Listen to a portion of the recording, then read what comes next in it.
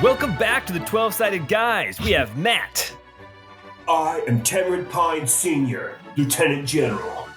Scott. And I'm Rousse Lorimer. Jordan. Salutation. Sabrina. Howdy, I'm Nari, and this is my buddy eBay. Abby. We play D&D. I'm Paul, the DM.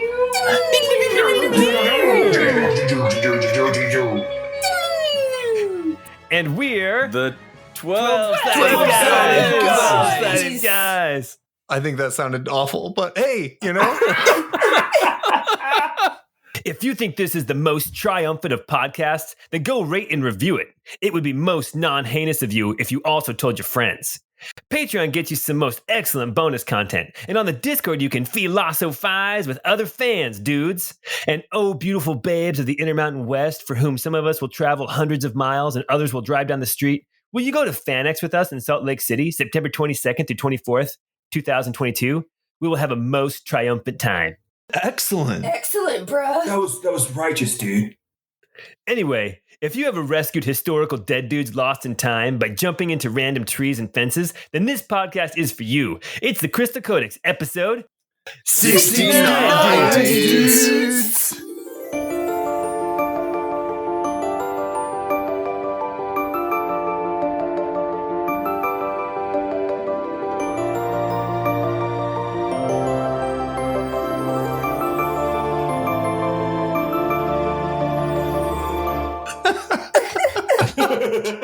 I can only imagine what my wife is thinking, sitting in the other room. Yeah, I can hear laughter on the other side of this door. And I just realized my window is open. My neighbors are hearing everything too. A thing of beauty.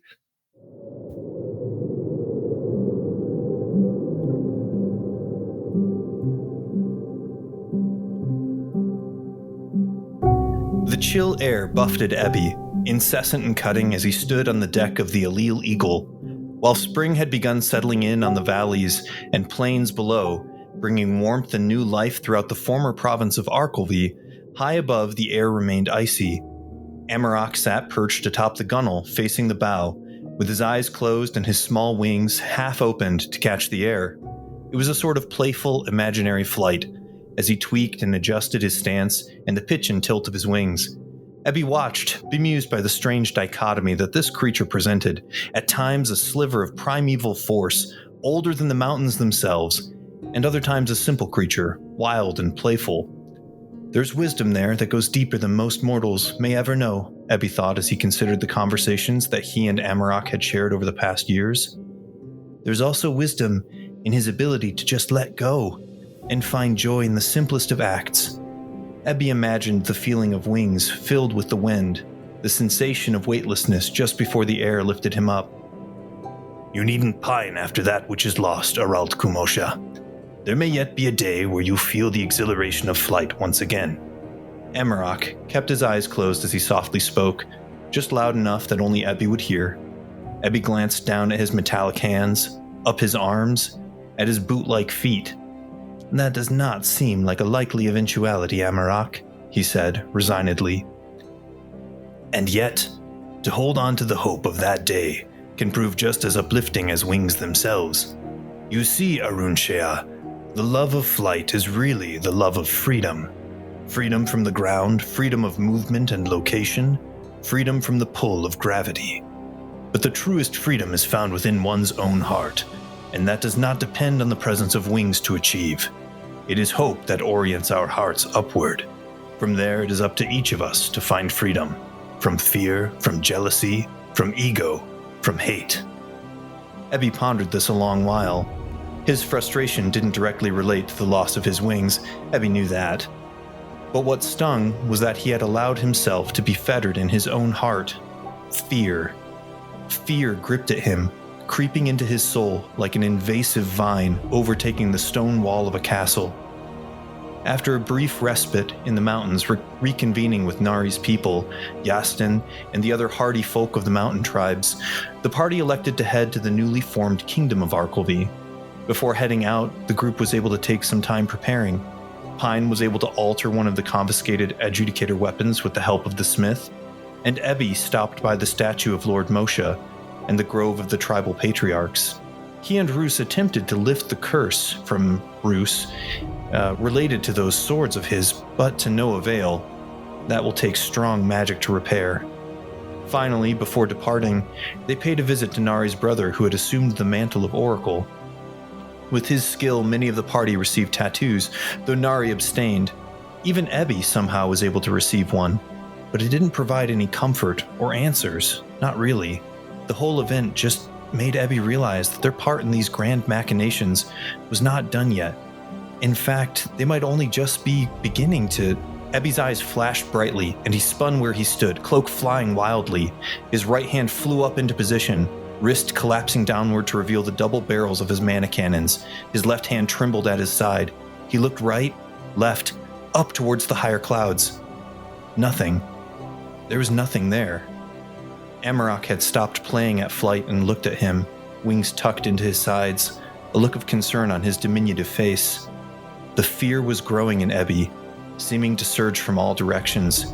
Fear of the growing inevitability, fear for the small kingdom of Tabery and the people he had grown to care for, fear for Hermine and the free peoples of Alil. He looked over at Daffodil, still writing vigorously in her book, oblivious to his sudden movements. This fear in him felt wild, desperate even, and it made Ebby want to lash out and burn away any possible threat to him, to his friends, to his people, to Pavantis. It was in part this fear that fueled his simmering hatred for all things Imperial, past or present.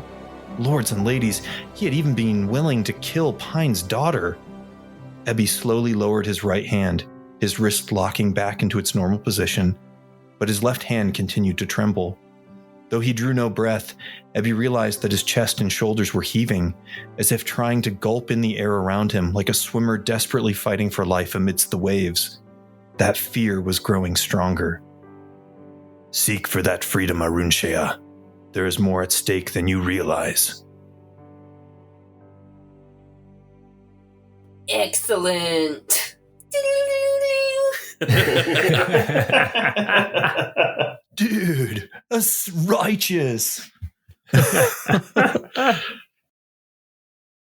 Well, welcome back to the city of Arcolvi. Last we left off, you guys had arrived in Arcolvi after having been dropped off by the Ormex, the 3 different liberator groups that were on aboard your ship, as well as Daffodil, the stowaway. They had dropped you off about 10 miles north of the city, and you had walked down into the city of Arcolvi. Once inside, you had decided to split up into 3 different directions. One of you went to the library of Lord Cadriel.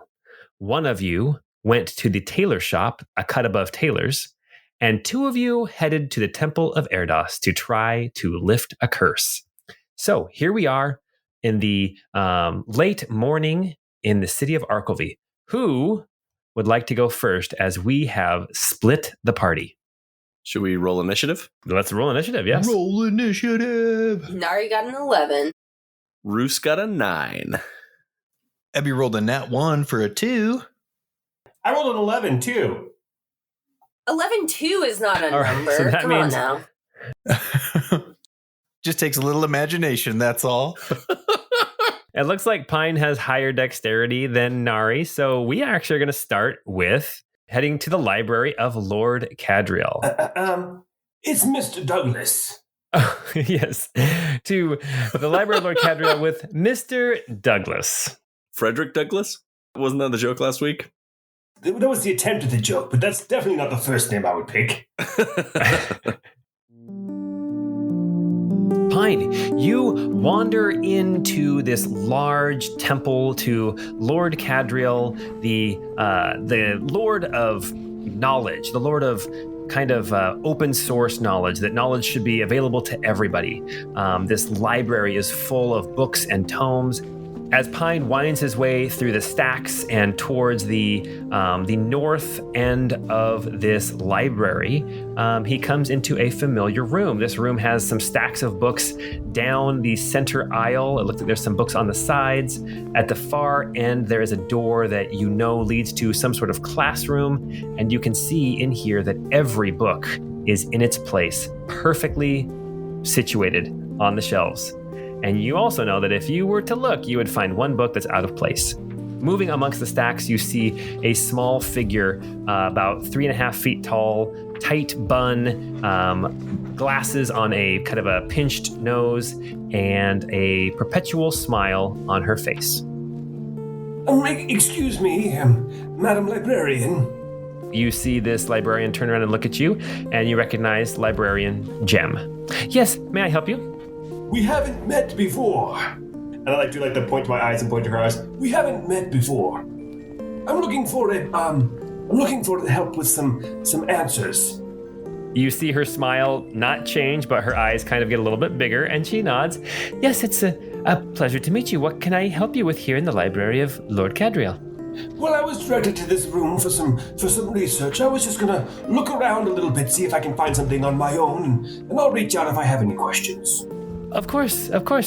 Please feel free to peruse the books and just make sure you put everything back where it was.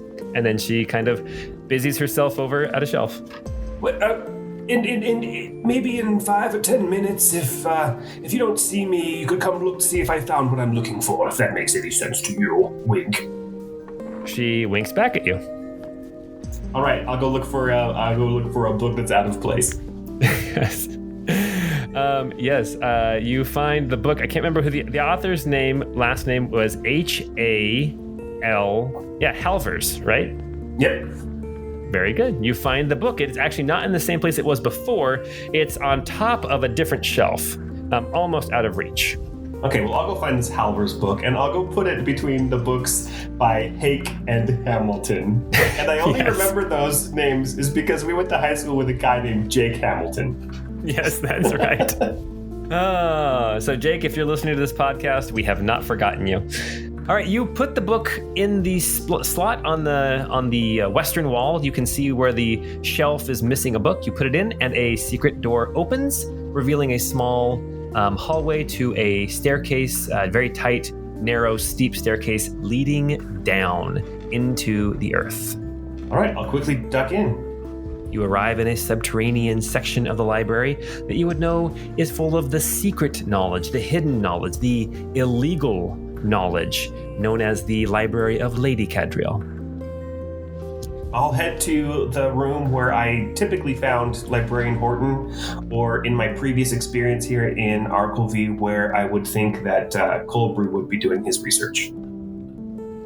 You would know that Librarian Horton is usually off to the east in the wing that literally deals with the different countries, old ancient nations that have long since gone away or been destroyed or been taken over, including the Kingdom of Everlyn, which you know was kind of his specialty. And Lord Colbury, you know, has been in a different section where they had the information about different religions, as well as the book about inevitability and the cult of inevitability that was written by Librarian Jem. So you assume that one of them is going to be in one place and one's going to be the other place. So who would you like to go speak with first? Let's go with Horton first. I think he was probably more of a anthropologist, but I actually have some archaeological questions, so I'm hoping he might be able to have some knowledge there. Perfect. Right. Yeah. So you head further east down a long hallway, and at the end of the hallway there is a door. As you open it up, you find a small room that is lined with books. There is a big table in the middle with books stacked up. You see scrolls and things that are spread out. Looks like somebody has been busy working and reading and writing down here as well. And you can see sitting behind the desk is a large, basically half-orc man that you would know is Librarian Horton. As you walk in, he looks up at you and he says, "Oh, Mr. Pine, welcome back to the Library of Lady Cadriel." Well, hello, Horton. It's good to see you. But I should tell you, I'm not really here. You're actually speaking with a man named Mr. Douglas at this point. Oh, that's totally understandable, because I'm not really here either. Because this place doesn't exist. Yes, right. I had some questions for you. Actually, I have a full series of questions, and unfortunately, I'm only in town for the day. But I was hoping to get some research started, and then maybe we can correspond with each other to have some answers. Oh, perfect. Here, pull up a seat. Let's chat. And he kind of pulls a chair out across the table from where he was working. I know that you're more of an anthropologist studying peoples and specifically the kingdom of Everlyn. I was hoping to ask you some archaeological questions. You know, you've heard of the tower that's risen out of the bay in Almar, right? Yes, I have. I have not been there, but I have definitely heard of it.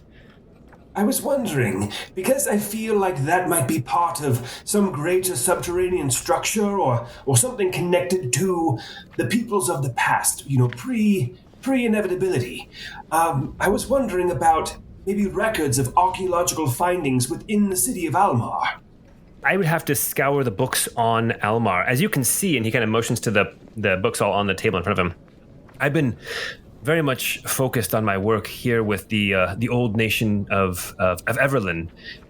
We've been going through these documents and all these scrolls and books that we managed to actually get from the cellars underneath Mason's Keep. But City of Almar and archaeology, ancient structures. Let me think on that for a second and see if I can find a book that might be able to help. And I can tell you kind of my purpose in this. I'm pretty sure that we've become friends with the librarians here in the secret library, so I feel like we've been pretty candid with kind of what we know about the peoples of the past, Ebby's people, you know, the allele people. Right. And so I'll say, it's recently come to my knowledge that there was a facility under the city of Almar, well, maybe even before it even existed. But there was a facility there where they conducted some of the research that created the Ormex and into inevitability. And I was hoping that we may be able to locate something that maybe went under the, you know, escaped the attention of other people who maybe have discovered this but didn't realize its true purpose. We're heading to Almar soon, and we're hoping to have kind of maybe some points of interest we can hit when we get there. Okay. Yes, I do know this about Almar. Almar is a city that has been built upon itself over and over and over again. It predates many of the other cities here in the known world by a long ways. In fact, that statue, the tower, that statue to Iramil, as far as we have found in any of the records, it predates written history. It is ancient beyond our comprehension. Nobody knows who built it, how long it's been sitting out there in the bay. Okay. So the idea of facilities or other structures built that are underneath the city or that might be hidden in there is not unheard of. It's a warren of ancient buildings and houses and castles, structures that have been built on top of each other for millennia. So like Chicago? Yes. Sure, just like Chicago. Not like Rome or London. Yes. Yes, I was thinking more like Rome. You know how they say, all roads lead to Almar.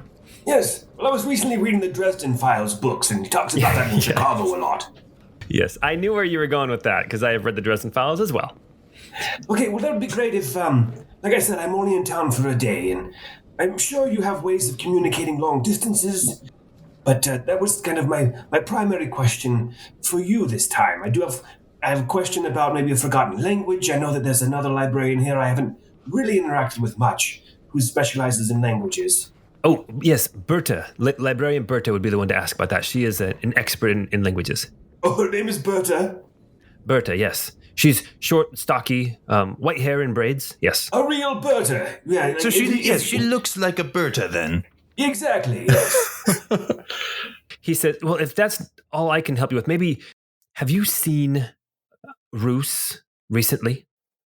Well, he's not in the city with me right now. Wink. Oh, okay, I understand. Here, let me, and he starts moving books around and looking for something, and And he says, I don't know if this matters anymore, but I did find 2 things he might be interested in. He pulls out a paper that is it's written with elegant script. It has like the big illuminated first letter. And as he puts it in front of you, you see it is a certificate of birth for Rousse Bayard, the bastard to Prince Simon Bayard through the loins of Bree Heatherton. So that is the first thing that he reveals to you. And then he pulls out this book and he says, here, this is Rousse's birth certificate. But if you look here, and he opens up this book and you can see it's just genealogy. Like it's like the whole pedigree chart, and it gets a little bit hard to follow. But he points and he shows you kind of this line, and you can see the line of Simon Bayard, where Bree Heatherton is brought in, and the birth of Rousse. But you can also see it connecting through Bree's line back to Rousse's mom, including connections to Kira and Rousse's dad. Why don't you make an insight check? I rolled a natural 1. That is very interesting. Apparently, they were inbreeding. He's like, no, that's not it at all. That is all I will give you, Pine. But what Horton does is he puts a bookmark in that page, and he hands you the book as well as the birth certificate. He says, when next you see Rousse, would you give these to him? I think that of everything we've found underneath Mason's Keep, I think this will interest him the most. Gladly. So, with Kira's name in there tied to things, you know that she is currently the queen of Tabery, the new kingdom there. He nods. I am well aware. So, I know I failed my insight check, but Matt has some insight to him as well. Would it be okay if I conjectured something? If you can figure out the problem, then even better. The insight was just me giving you some hints. Is this saying that potentially Kira has rights to the throne as well? There is a way to make that work, yes. I should say that if this knowledge comes to light, I think it might further complicate the situation between Tabery and Arcolvi. I don't know if you've heard, if you've been up on the streets, they've declared war on Tabery, saying that Kira is attempting a coup to take over this country, when in fact, it's actually King Tenor who has been infiltrating the other countries. He kind of sits down with a dark look on his face, and he says, I suspected as much. Yes, well, some of my other questions, and maybe you can help me with this as well. A chemical, a compound, or a potion called Thu. Thu? Yes, if you can find anything on that or where it comes from, there's some connections there that to King Tenor and an attempt on Kira's life. Languages, as I've said.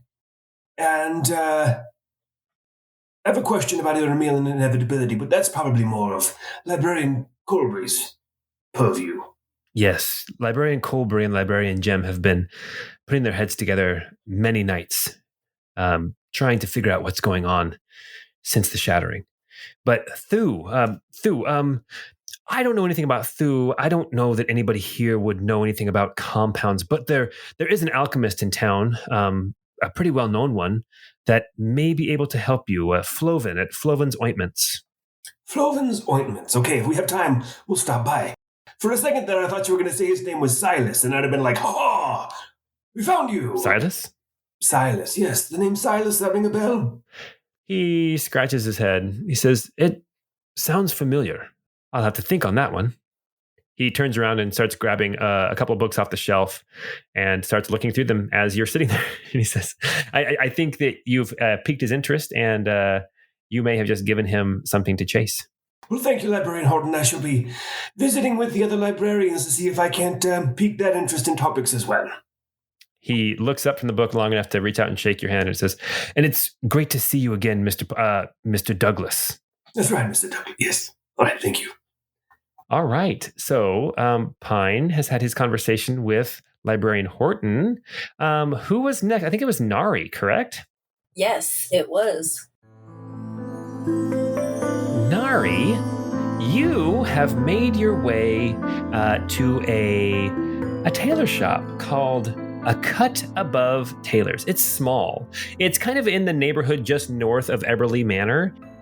From what you remember from way a long time ago, this is actually there's a connection here in this shop that goes down into the catacombs beneath the city, to the Chamber of the Wilted Rose, where you first met Nilla way back in like episode 24, 25, somewhere in there.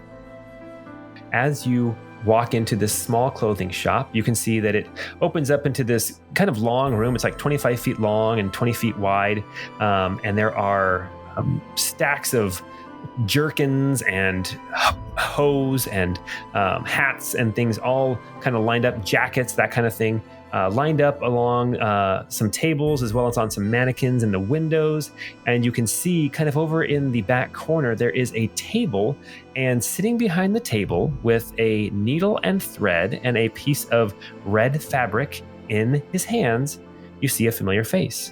Red skin, horns, dashing mustache, no armor, just casual clothing, but you see Barthimocles. I believe his name was Bartholomew. Oh, right. Bortimus is sitting behind a desk, and as you come walking in, he doesn't look up. He says, "I'll be with you in a minute," and you can see him working on some stitching. No problem, good sir. Whenever you have a moment. Is there anyone else in the shop? Nope, you are in there alone. At the sound of your voice, he looks up and he drops the needle and cloth and stands up and says, Nari, welcome back to Arcolvi. And he comes rushing over to you, and he puts his hands on your shoulders and he just kind of squeezes them and says, "It's so good to see you." It's good to see you too, old friend. Is our mutual acquaintance around? He says, "Yes, she's below. Come, let me take you down to her." He goes to the door, opens it up, and puts like a closed sign on it, and shuts the door. Closed for lunch.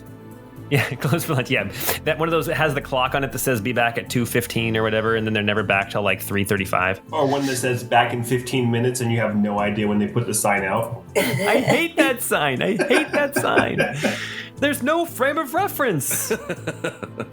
All right. So Bortimus then leads you up some stairs to the second floor of the tailor shop, and he leads you down. Up some stairs? Yes, he leads you up some stairs to the second floor of the tailor shop, and then he takes you into a bedroom. And once he gets you into this bedroom, he closes the door behind you.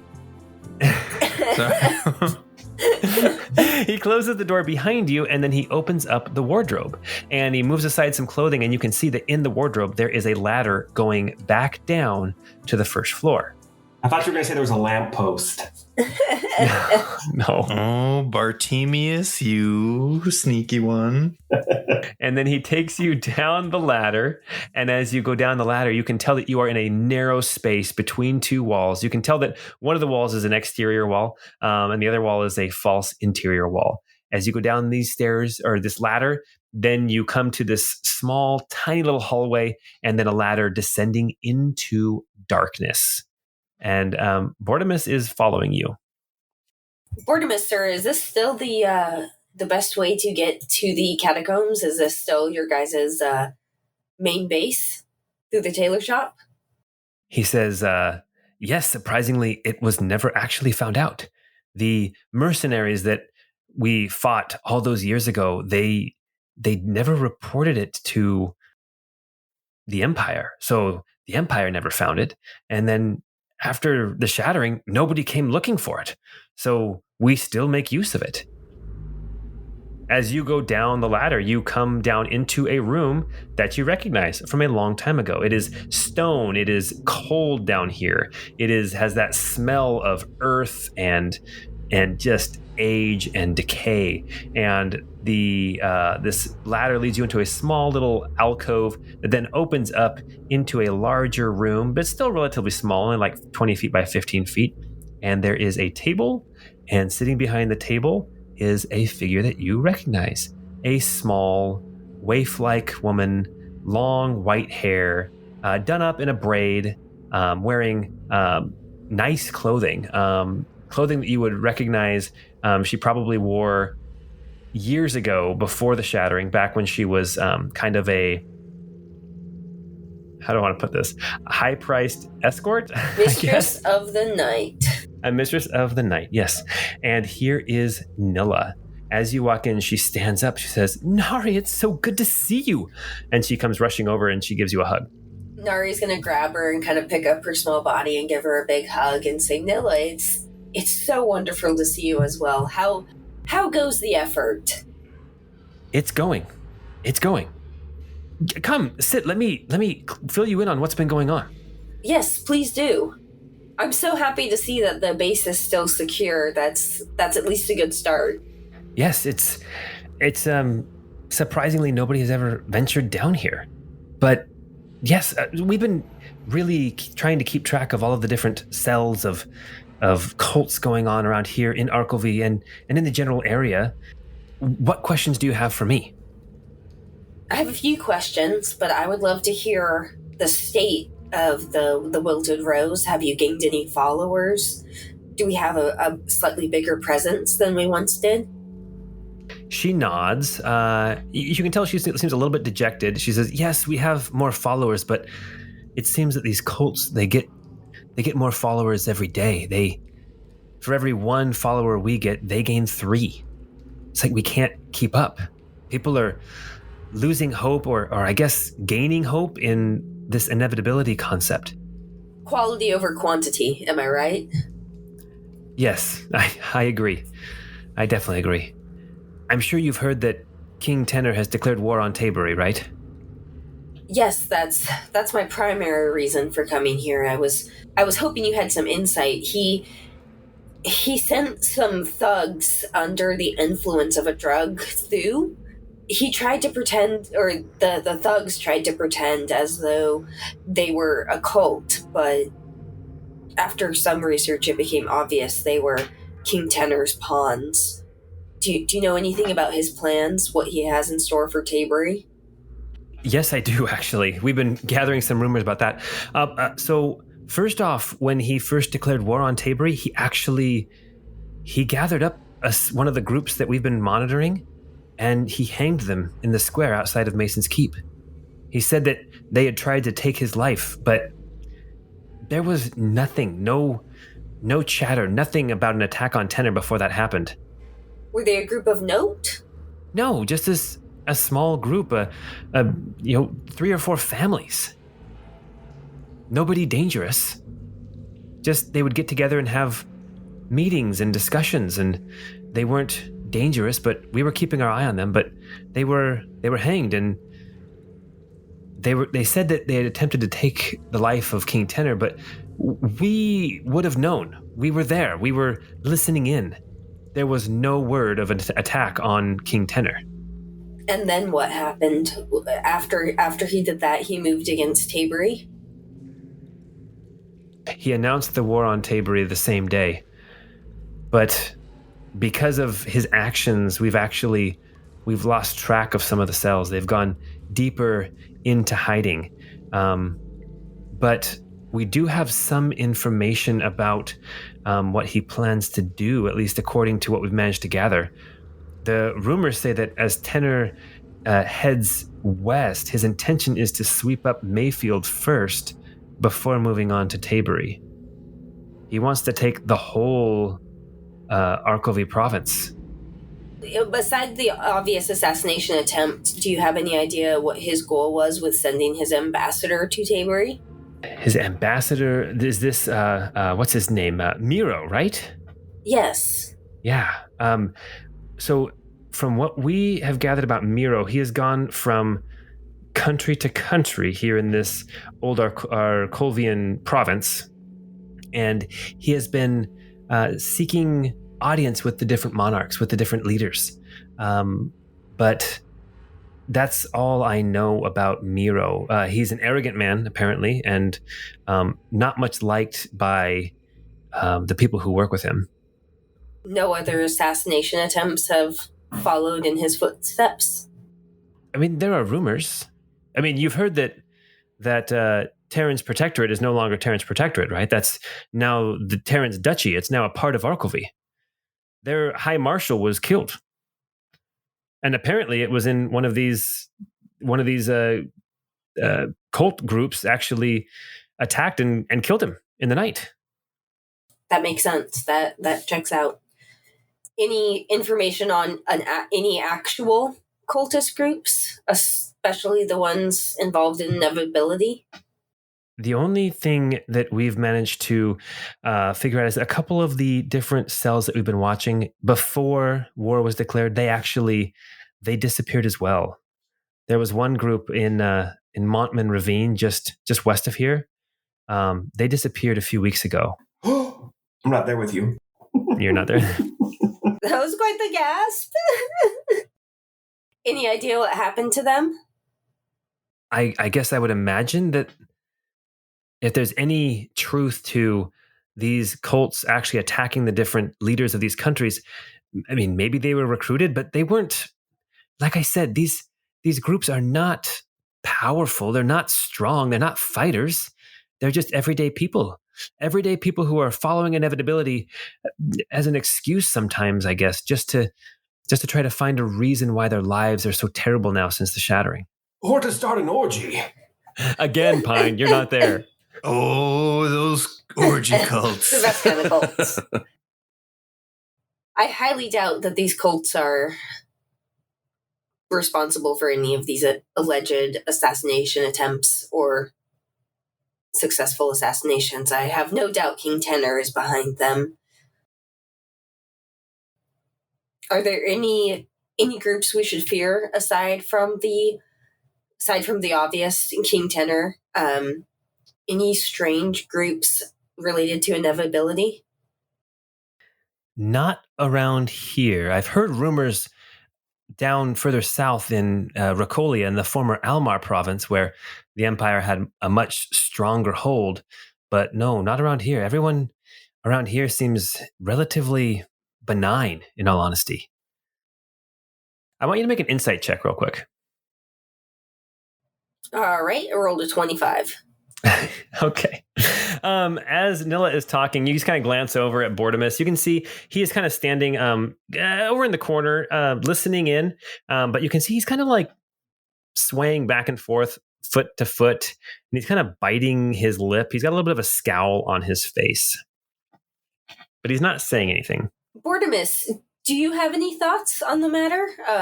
Either about King Tenor or these, hopefully non-existent Empire stakeouts? You realize that he wasn't even really paying attention to what you were saying. He kind of like shakes his head and he's like, "Oh, I'm sorry. I'm sorry, Nari. No, I don't have any information, any thoughts on that. No, I have, Nari, I've got some bad news." Nari, do you remember 5 years ago when you and I stopped the explosion underneath Eberly Manor? How could I forget? Then you remember the crystal that we rescued from that attempt? Yes, the one they were using to blow up the manor. He kind of bites his lip and he says, I may have done something stupid. Ever since the shattering, since crystals have become so much more rare and such a hot commodity, I remembered that crystal and I thought to perhaps use it in our efforts, perhaps sell it. And I had it appraised. I vetted someone who could appraise it for its value, and I was sure that they were trustworthy, and I brought them down to the catacombs, and I showed them the crystal, and the price, 30,000 gold pieces for that crystal. And I thought that perhaps we could sell it and help in our efforts. And then 2 days later, the appraiser was found face down in Deep Lake, dead. And when I went to go check on the crystal, it was gone. That's not ideal. You done screwed up? Yeah, I would not have wanted it necessarily in anyone's hand, particularly those who are able to spend 30,000 gold pieces, but I mean, having it in someone's hand without the gold pieces is kind of even worse. It doesn't end there. I've been doing some digging and I've been using my contacts, and I think I found where it is. I think it was taken by a group calling themselves the Disciples of Danger. They're just kind of a local gang, but The Disciples of Danger? oh yes, the Disciples of They Danger. have leather jackets and they're cool. Do they play the sick electric guitar? Excellent. You guys, come on. Remember, bad translations, right? Classic Super Nintendo, bad translations, Disciples of Danger. Thank you very much. I know Disciples of Danger is a terrible name. I love it.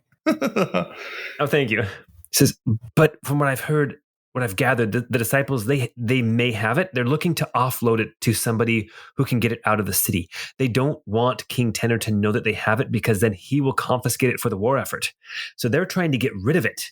And from what I've gathered, I think that there is a sale going down tonight for the crystal between the Disciples of Danger and Fractured Force.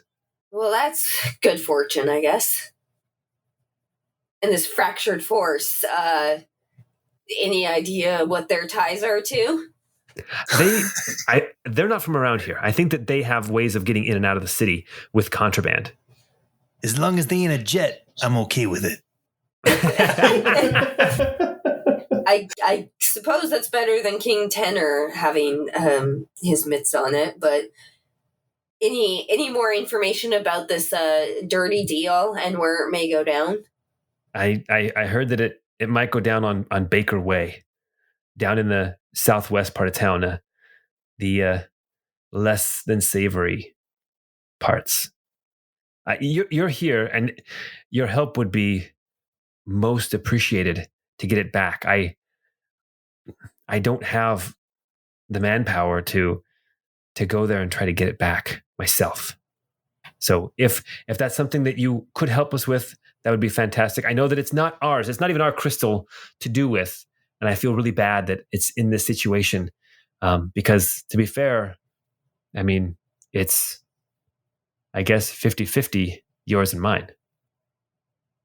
Nari's going to kind of go over to Bortimus and put her hand on his shoulder and say, I think it's 50-50 yours and mine to bear the responsibility that this doesn't fall into the wrong hands.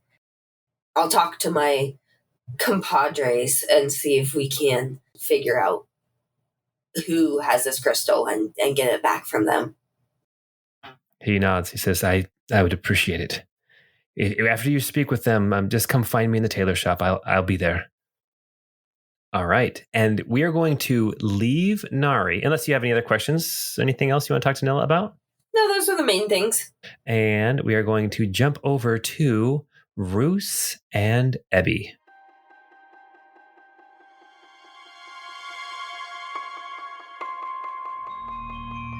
And so that's why country rats are typically smaller than these city rats, you see? It's because of the competition versus other rat folk or other rat kind. Insular gigantism.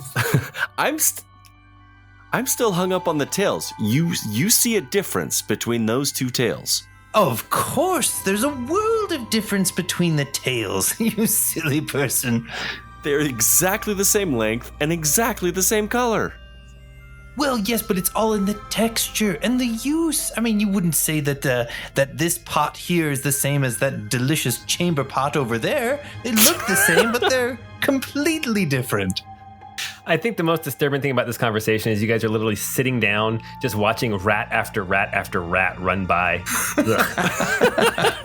just sitting in an alley, just watching all these rats. My goodness, this city has a lot of rats in it. Okay. All right. Rousse and Ebby, you guys have made your way towards the Temple of Erdos. You were in Tabery, there was a shrine of Erdos, and this is a similar setup, only on a scale larger.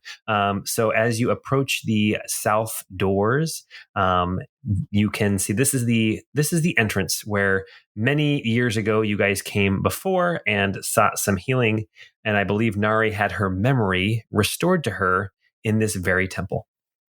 Oh, it might be worth noting that Ebby has used one of the gifts from Lord Moshe to disguise himself using the kind of illusion disguise. Oh, fantastic. What about Rousse? Is he still sporting the mustache and sweater vest? Oh, yeah. I can't take off this sweater vest. Nor should you. It's quite fetching. You can literally make your armor look like anything. And I choose the most fashionable option. Oh, fantastic. And while Ebby kind of is this weird amalgamation of everybody, the shape of his facial mustache is very similar to Rousse's. Fantastic. So you're saying that Rousse looks like Rousse and Ebby looks like the Chippendales Rescue Rangers bootlegged version of Rousse? Yes. Yes, indeed. If you haven't seen the new movie, check it out. It's great. I've been Dumboed. Oh, gosh. All right. As you step into the Temple of Erdos, you can see that running down the middle of this temple, just like in the shrine, there are statues of Erdos, this tall, regal figure, arms extended with like a candle in their hands, in his hands that's glowing. There is a soft light here on either side of this central kind of nave or walkway. There are rooms on either side full of beds. You can hear some moaning, you can hear some chanting, you can smell the incense in the air. You can see priests and acolytes moving back and forth amongst the different rooms. And at the center of this temple, you can see a slightly larger statue of Erdos. And you can see that sitting on a bench next to the statue, you see an old figure with a white robe on, hood pulled up, dark skin, black hair, wrinkles and smile lines on her face, and you see what you assume must be the high priest of this Temple of Erdos, and she appears to be asleep. Rousse will glance at Ebby briefly and then motion for him to follow, and he'll walk up to her and clear his throat. Excuse me, miss. No response, just a little bit of a kind of a mumble in her sleep. Ebby will pretend to laugh or to cough loudly. Oh, she suddenly starts awake. And she stands up. Excuse me, I'm so sorry. Welcome to the Temple of Erdos. Who is in need of healing? Well, I thought it was me, but I think my friend here has the coronavirus. Oh no, that's a nasty thing. It's a fantasy virus. It's actually the whooping whiffles. That sounds adorable. Oh gosh, that's it. That's got to be it. I've got the whooping whiffles. Yes, he's struck by the whiffles. It's going around. She looks at you quizzically and says, okay. And then she walks over to Ebby. So the whooping whiffles. He's kidding. He jests. It's what he does. He's basically a court jester. Rousse, tell the woman what's going on. Even without an insight check or perception check, you can see that this woman is tired. I have need of removing something that I'm unable to remove myself. Can I just say really quickly that I'm really glad that everybody's taking this whole we're incognito very seriously. Everybody's disguised. Everybody's using new names, and it's great. I low-key want King Tenor to hear rumors that Rousse was strutting about the city. Okay. So you say you want something removed. She looks at you and she kind of squints her eyes and she says, Yeah, that mustache really needs to go.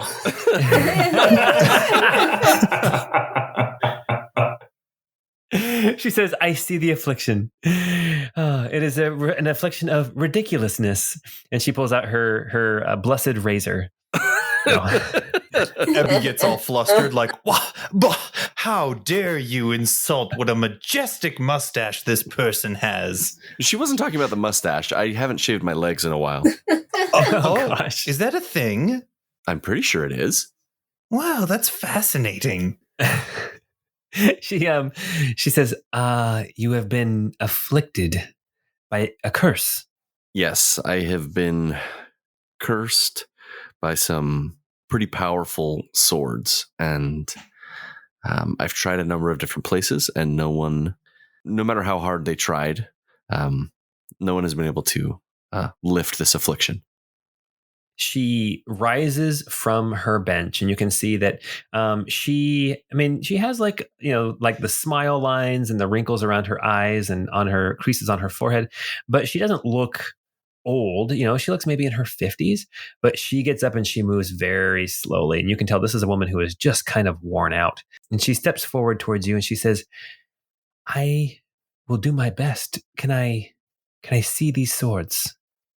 Of course. And Rousse will pull out his pack and take the swords out. She looks at them and she takes a step back and she says, whose swords are... No. Best not to tell me. I don't want their evil eye on me as well. I don't want to know their name. You can tell that she instantly could tell that these are very, very cursed. You shouldn't have to worry about any evil eye from this person. And why is that? I'm fairly certain that they're dead. She thinks about it for a second. She nods and she says, yes, dead, but these swords, as she motions to these swords, they carry the essence. Never truly dead as long as these are still in this world. You want to be rid of them? I do. There may be a way. Please sit. And she motions at the bench that she was sitting at a moment ago. Rousse will step forward and sit down. She walks over to the large statue of Erdos, and she pulls out this censer like on a chain, like you would see in Monty Python and the Holy Grail. And she pulls out some like a scroll. Jesu Domine, Onae Requiem. I loved it. My other belief, my other religion is Monty Pythonism, so it's pretty near and dear to my heart. So she also grabs a scroll and a quill, and she takes this censer and she lights some incense and she starts swinging it kind of gently over the swords and around you, Rousse. And as she's doing that, you can hear her muttering in a language that you don't understand right off the bat. Okay, I'll just let it go. I'm not gonna worry about it. She is doing this for quite some time, and she's swinging it. And then as she continues to kind of gently swing it around you, she will bend over and she'll actually write some things down on the paper. And then she'll chant some more, and then she'll write some more things down on the paper.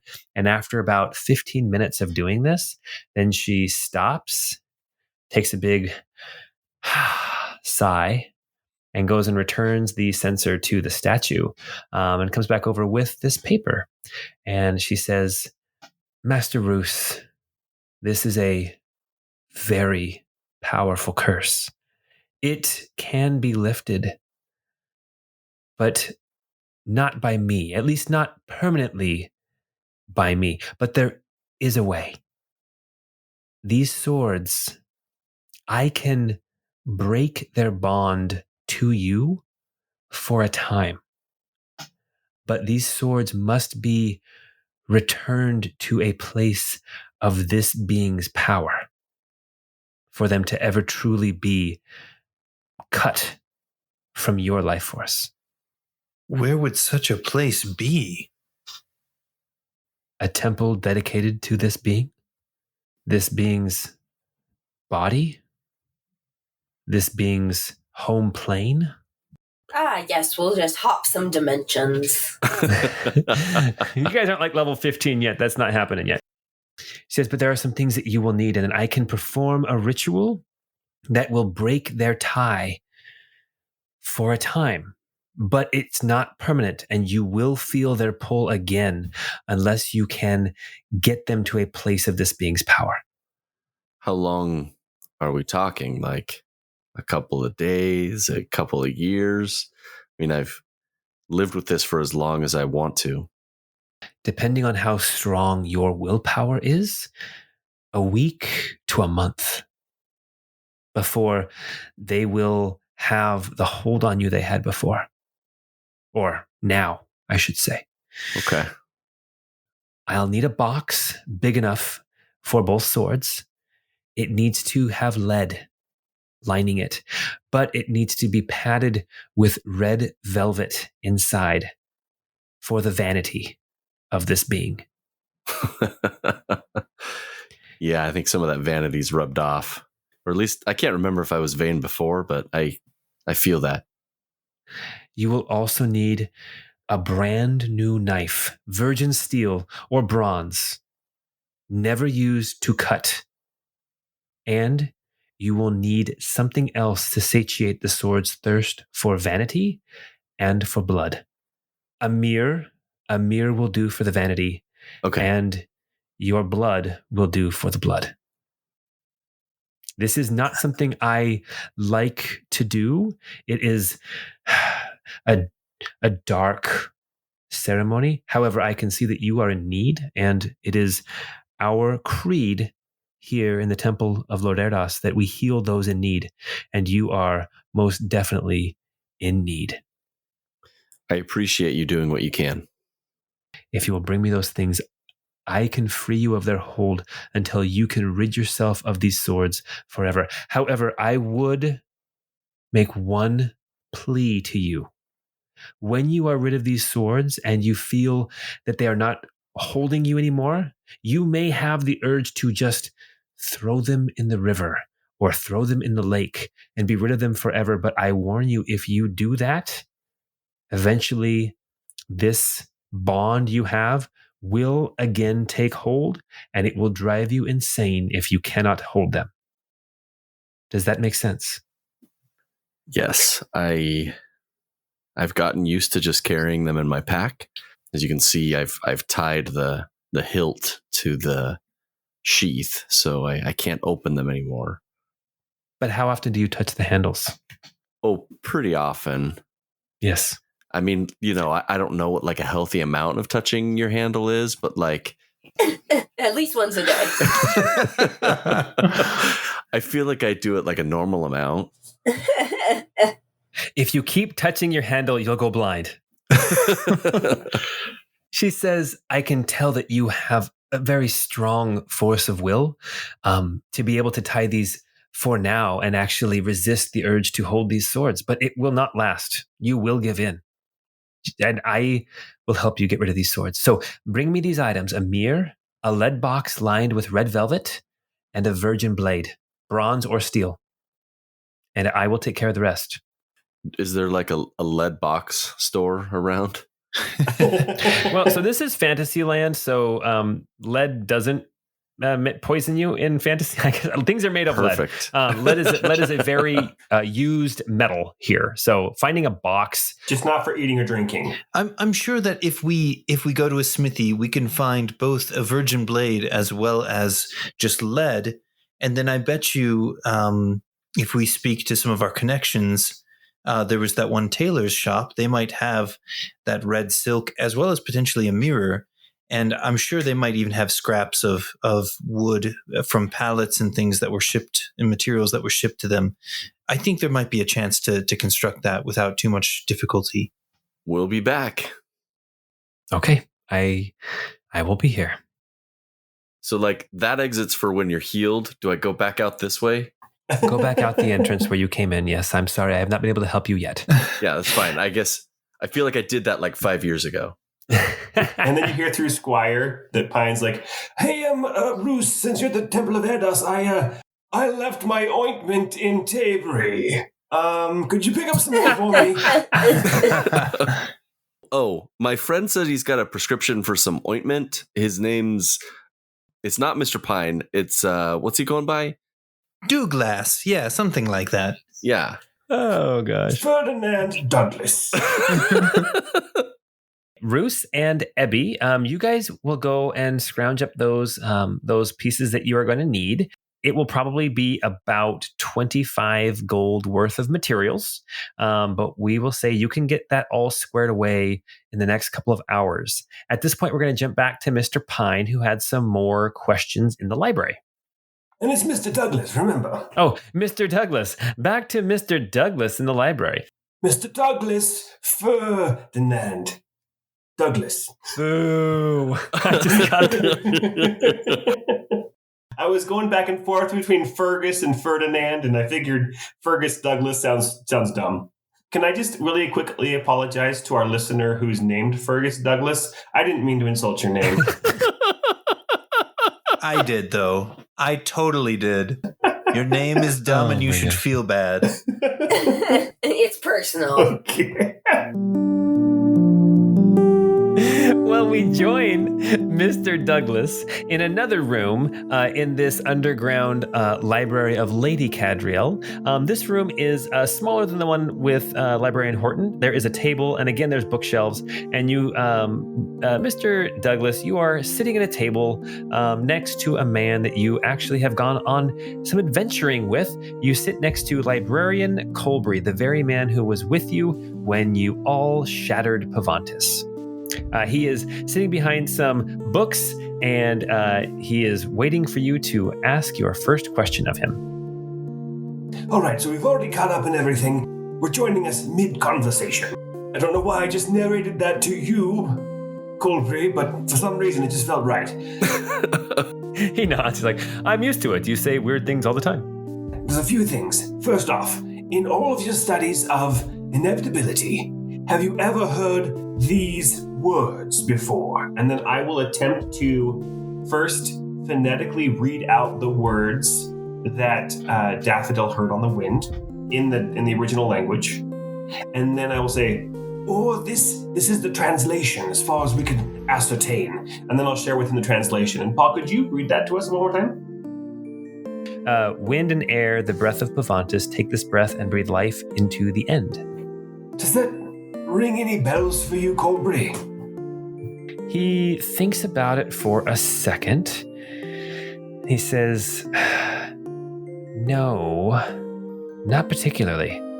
I mean, the end, yes, I've heard of the end, but air and breath and the breath of Pavantis, I mean, it makes sense that the air would be the breath of Pavantis. No, I've never heard anything like that.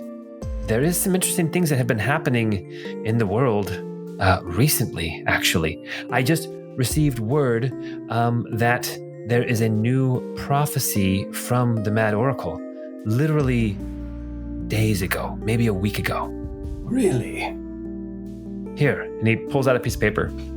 He says, maybe this will mean something to you, because strange events have been happening down in Almar. Well, strange events happened in Tabery. I haven't even told you about our encounter with a prophet of Iramil who spoke in his voice. That you will have to tell me about for sure. He starts to put away the piece of paper he was going to read to you, and he starts to get out a piece of paper and a pen, a quill to write down what you were going to say.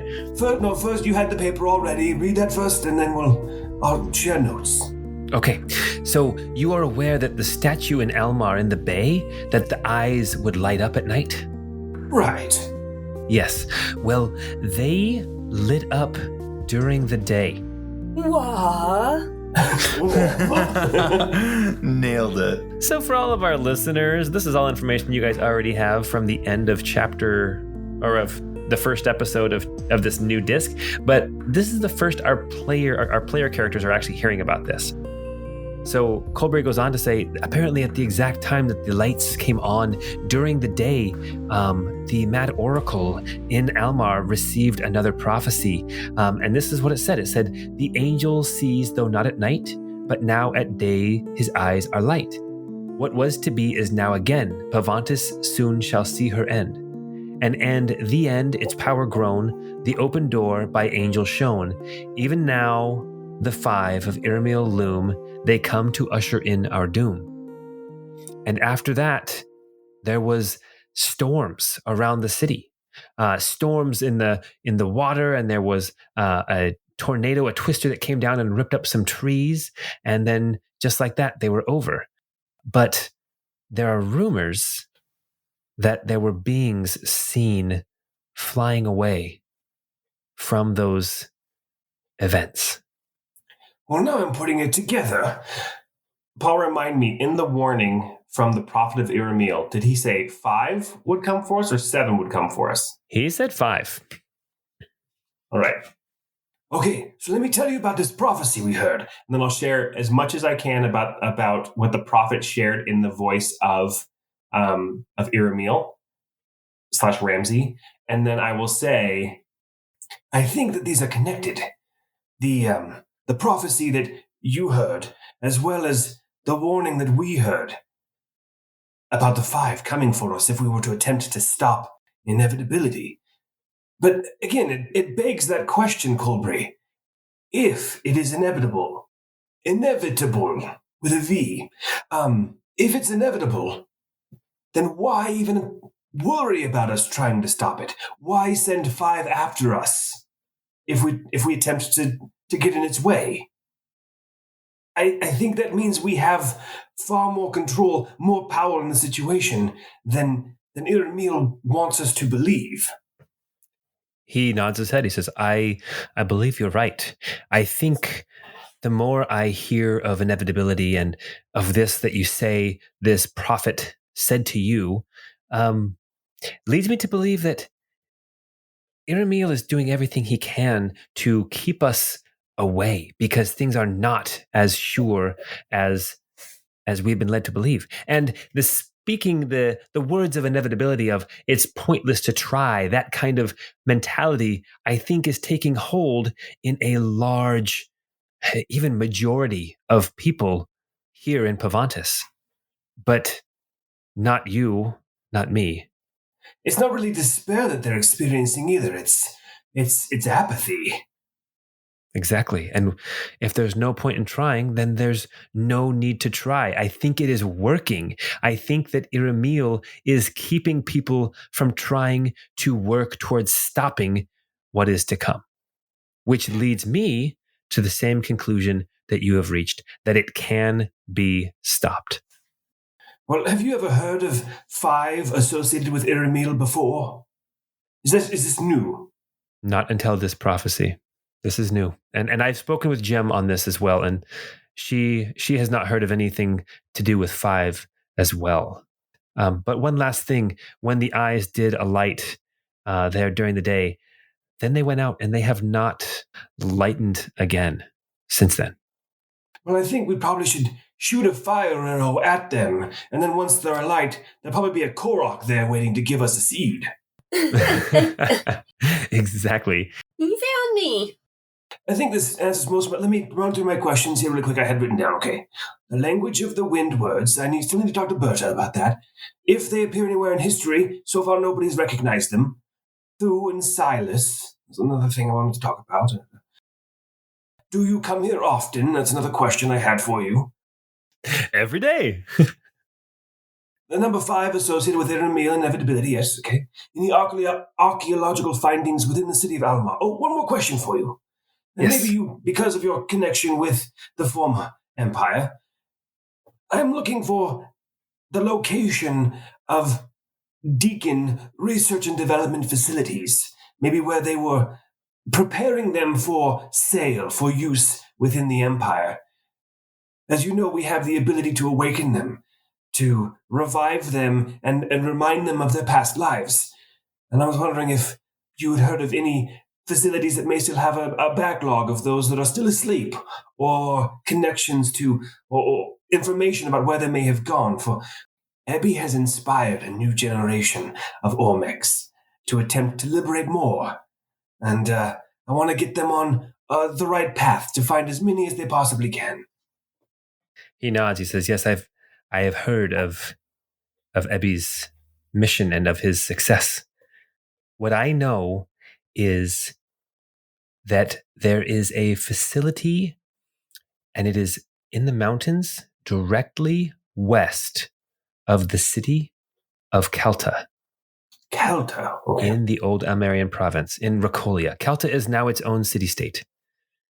But directly west, there is a facility. I was never there.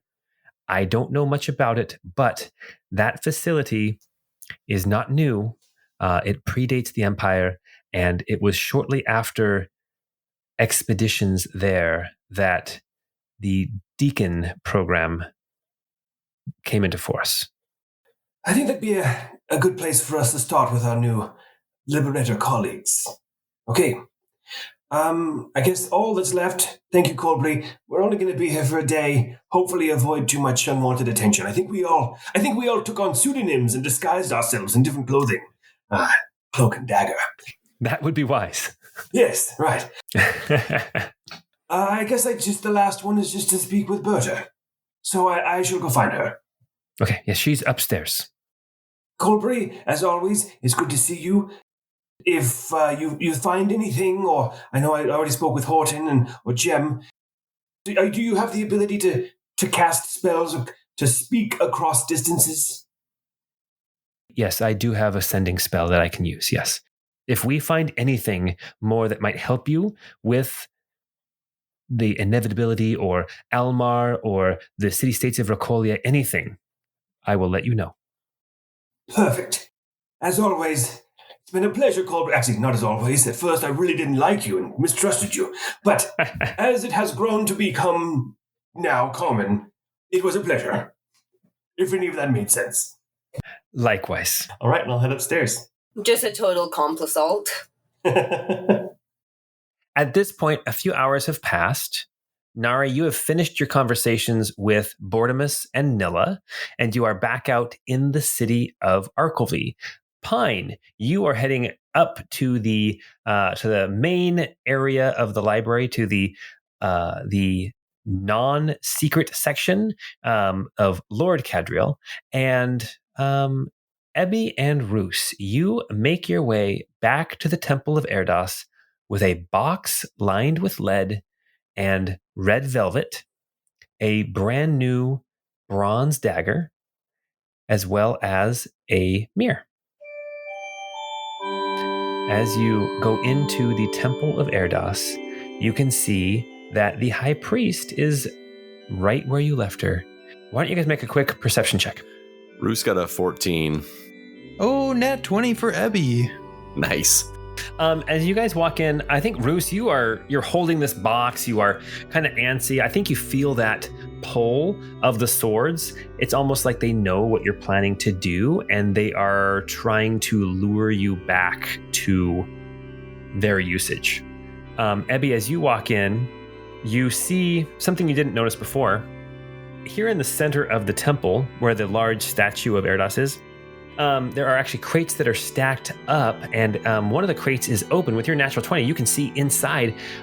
You see one of the crates that you can see inside of is filled with vials of a red liquid, looking very familiar to vials of potions of healing. And in another crate, you see that it is got very carefully rolled up and tied off scrolls of some kind. And you can see that there are some of these priests of Erdos are in the middle of bringing another box and setting it and stacking it on these boxes, and then they go off further into the temple. But this high priest is still asleep on her bench next to this large statue. Abby will kind of walk up to her and gently kind of nudge her shoulder and say, "Mistress, we have returned. Sorry to wake you." She kind of gently opens her eyes and looks up at you and she says, I'm ready. If you don't mind me asking, what is with all of the boxes of... Are those healing potions? She looks over and you can see a dark look cross her face. And she says, yes, those are healing potions. That is our contribution to King Tenor's war effort. You can see that her jaw is tense and there's a little flick of a little twinge of a muscle next to her eye. Do I sense that you don't want to give those to King Tenor? She looks back at you, Rousse, and she says, there are wars that are necessary, and hurt and pain that is necessary. And this seems anything but. And to play a part in it, I have my misgivings. I'm assuming that these will be sent to presumably wherever the front of the battle will take place. She nods. It would be an unfortunate event if perhaps they were to fall into the hands of the defenders. Yes, it would be. However, you can actually hear a little bit of like a choke in her voice. I can't blame the soldiers fighting for King Tenor. And I cannot condemn them to death because of the choices of a vain, arrogant man. So we will send these potions with the army in the hopes that it will at least save some poor, innocent soul being forced to fight for something that they don't believe in. Let me introduce myself more clearly. My name is Rousse Bayard. I am Queen Kira's little brother. She nods. She says, yes, I know. I thought you might have figured it out. I can get these to her hands. It would be a net positive, more than helping the aggressor, to help those that are being unjustly attacked. You know that he tried to kill, well, you probably don't know this. He tried to kill Kira. I saved her life. Queen Kira has evidence pointing to him being the instigator to all of these uprisings. His hands are as filthy as they can be, and you giving these to him and his war effort, it's just as if you're helping them. Make a persuasion check. Just make a straight persuasion check. I'm not super persuasive. Oh!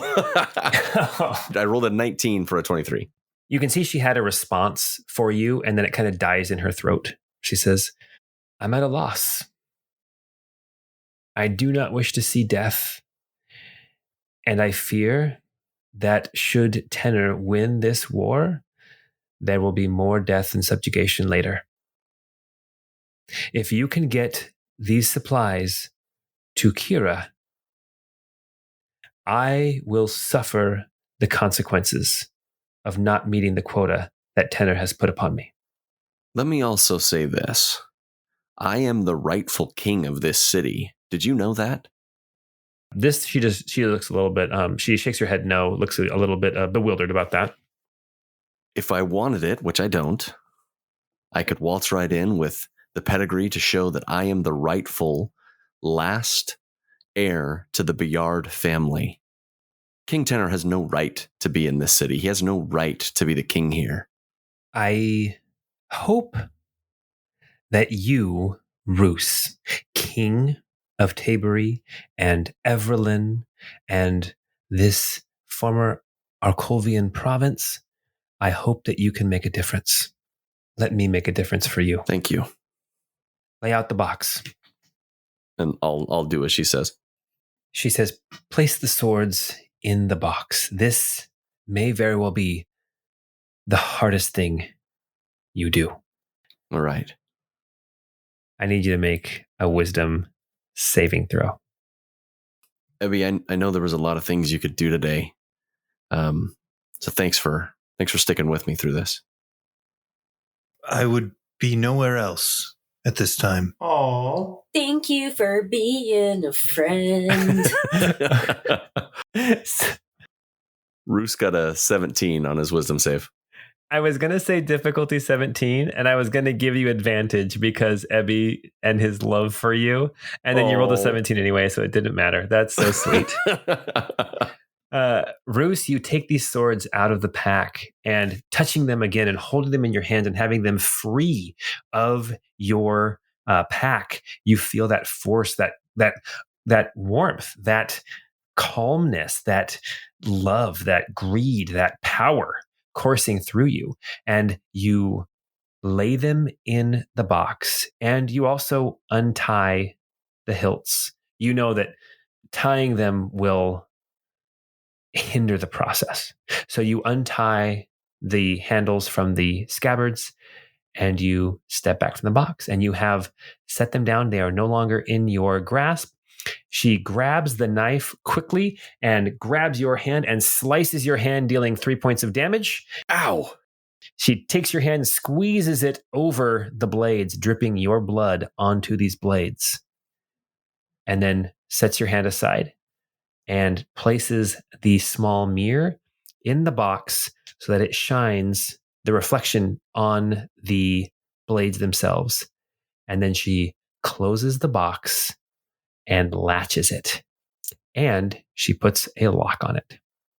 And you feel as that latch closes, this weight on your shoulders that you did not know was there suddenly lift. You take a breath and instantly, all of a sudden, you can fill your lungs again with air. You didn't realize how oppressed and how smashed and crushed you were actually being by having those swords in your possession.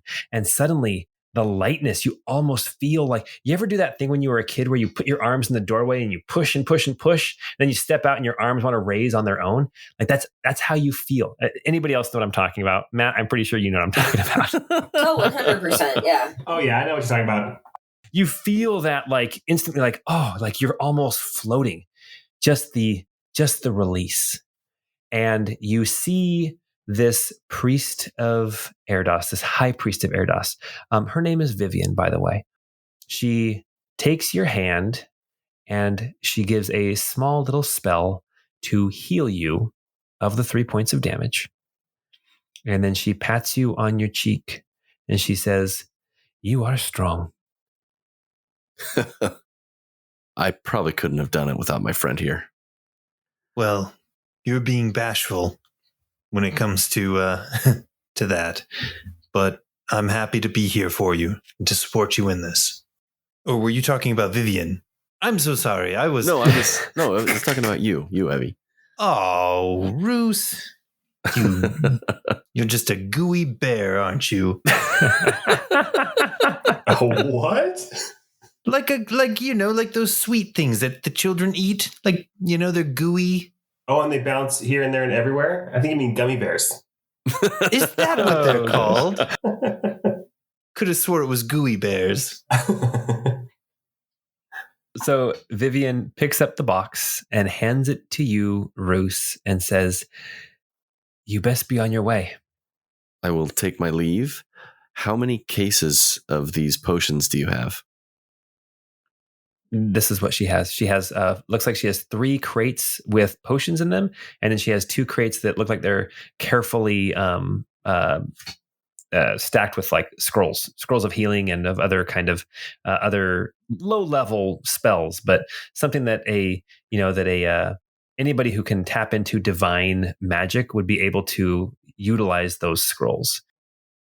As you were who had the 25 perception? Oh, that was Abby. As you're kind of looking around too, you can see that she has like ink stains on her fingers and on her robes. And you imagine one of the reasons why she's so tired is because she has been scribing these scrolls using her magical connection to Erdos to write these scrolls for King Tenor and his war effort.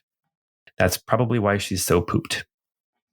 Rousse and Ebby, as you leave the Temple of Erdos, we quickly jump back over to the library, again, of Lord Cadriel of Pine, as he comes exiting out of the secret chamber in the kind of the north wing of the temple, and as he walks into the classroom where librarian Berta does her teaching. As you walk into this classroom, you can see benches lining the middle of this room. It is currently empty, except for some.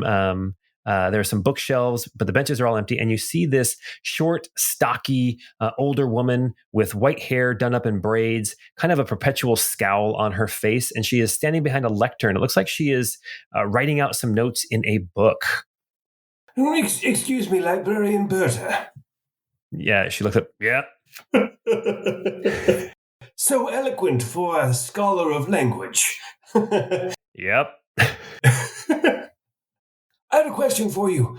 I came across something. I came across a language that I wasn't familiar with, and I have the translation. I was wondering if you could help me pinpoint the name of the language or the culture it came from, if that's possible.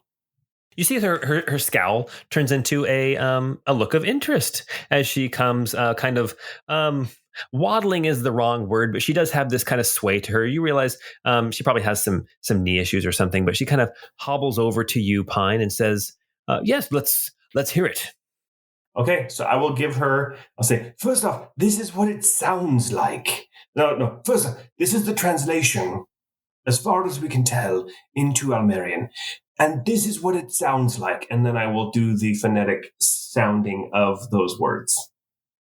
She asks you to repeat it a second time, and then she nods and she says, yes. Oh, yes. This is the language spoken by lords and ladies. This is celestial. I haven't heard this language spoken except for by scholars for years. Mostly it's written, but I am told through books and through research that this is the language of the lords and ladies. Fascinating.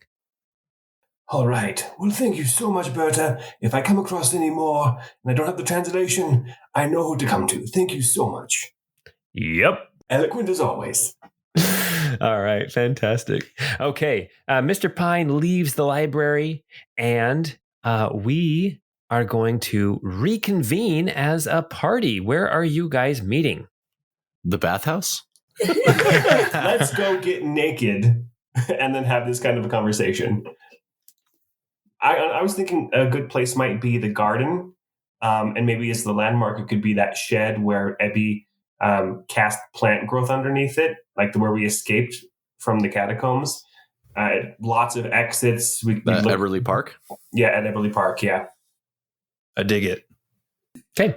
Yeah, you guys reconvene here. Now it's later afternoon at this point. It's almost dinner time.